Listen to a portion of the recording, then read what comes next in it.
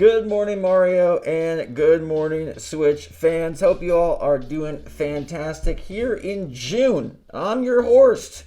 How's it going? Well, it might be time for a Nintendo Direct, or it might not be, but that's not what we're discussing today. Instead, we have a very interesting patent that leads us to something dark, scary, and I really hope Nintendo does not do it. Plus, a data mine of The Legend of Zelda Tears of the Kingdom uncovers something mysterious and a possible soon release. Hello, I'm your host. Hit that like button. Alright, well, first off, there was a data mine of Tears of the Kingdom, and it's pretty cool indeed.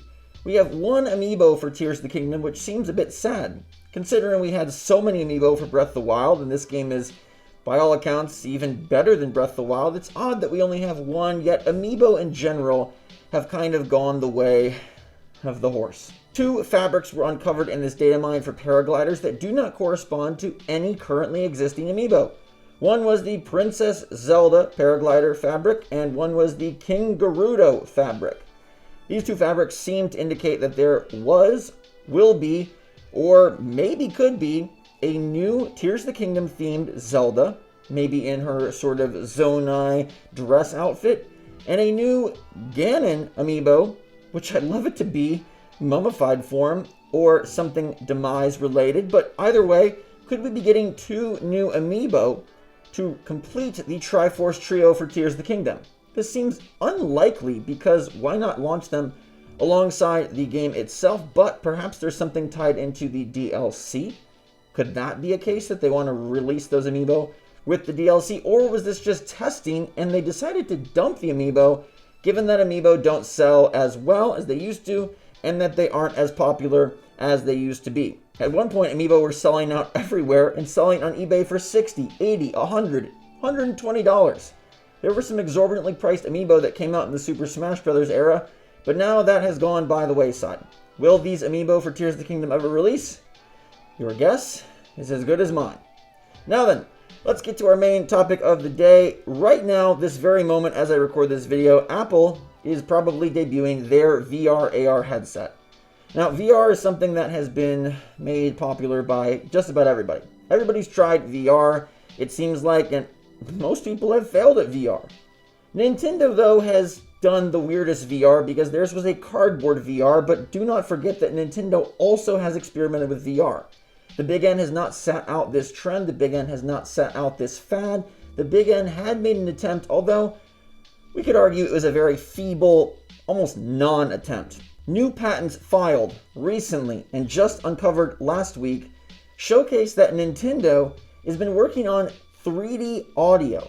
Now, 3D audio is something that sounds a bit odd, but the entire point of 3D audio would be in conjunction with a VR/AR headset. Let that sink in. If Nintendo is patenting 3D audio, most likely that's in conjunction with a VR/AR headset. Now, I will let you know that oftentimes Nintendo's patents that become public end up not relating to a specific product. That is because Nintendo keeps those very securely under wraps, and they're not about to leak their newest development or their big reveal via the US Patent Office. But I will say that because this is a patent for 3D audio, it does not betray the fact that Nintendo might be working on more VR. And to that I say, oh my god, please don't do it. Everybody want to Switch. That's a super smart idea. One of the greatest game releases of this century. And I understand that that game went through some rough periods and now they're bringing it out. And some may say it's a questionable decision, but hey, it's a $30 game. It's been done. The cartridges are ready. Let's get it out there. VR and AR, not the same thing. I do not want Nintendo to invest any of their efforts or their R&D dollars in VR and AR. Let me know in the comments down below if you agree with me or if you think I'm some sort of horse heathen. Should Nintendo dabble in VR? I think what sets Nintendo apart these days is that their gameplay is just unadulterated gameplay. We look at something like Tears of the Kingdom, and the reason that open world is so engaging and engrossing is because it's not filtered and fluffed with all the BS that many open world titles in 2023 are plagued with. Nintendo knows how to isolate gameplay and deliver an experience that is gameplay driven, gameplay centric. And that is their bread and butter.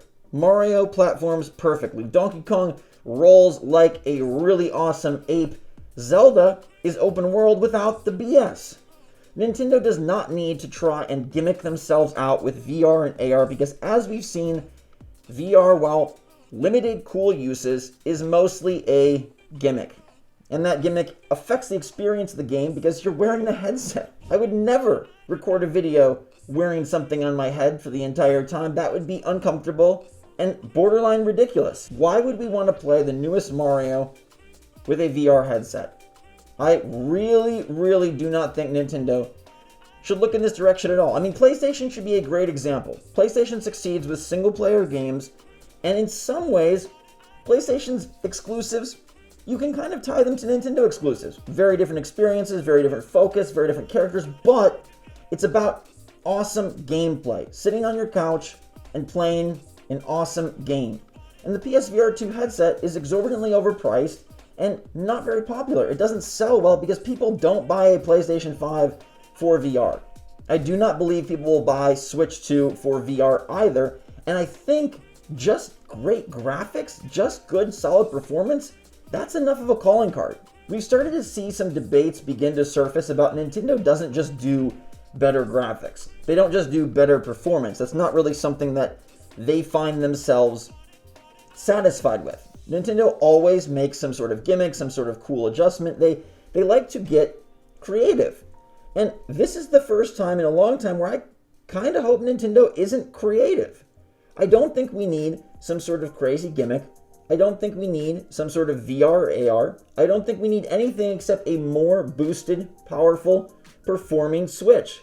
I think they nailed the greatest gimmick that video games have ever yielded. The switchable console, the hybrid console. Can you think of a better gimmick? We don't need motion. We don't need a touchpad.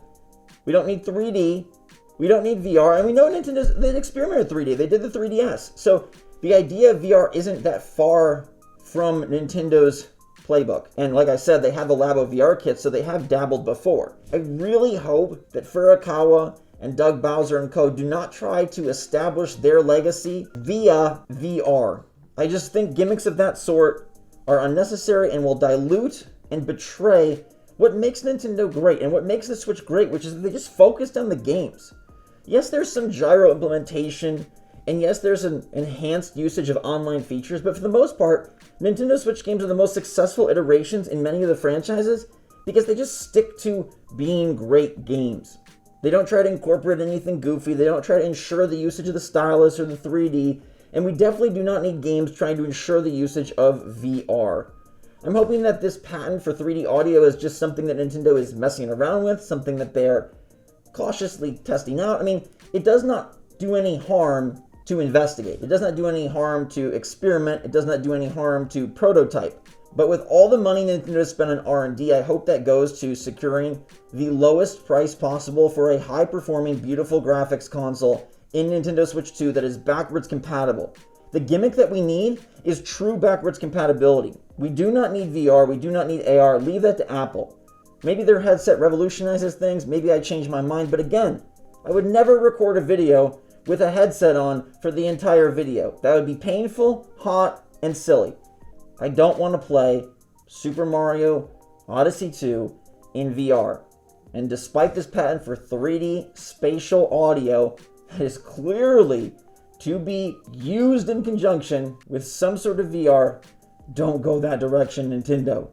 Stick to your bread and butter. Stick to games like everybody. 1, 2, Switch? This is the Switch after all. Stick to things like that. Stick to games and gameplay at the core. At your heart, you're game developers. You're not tech developers. The times Nintendo has tried to tech things out, I don't know that it's worked out so well. So let's hope that these patents go the way of certain other patents and that it's just a fanciful experimentation. I would feel very sad if Nintendo Switch 2 is revealed and one of the big features is some clunky VR headset. Because we're 6+ years into VR and none of it has really rocked the boat. Let me know what you think in the comments down below. I'm your horse. Thank you. Now that is how you do entertainment.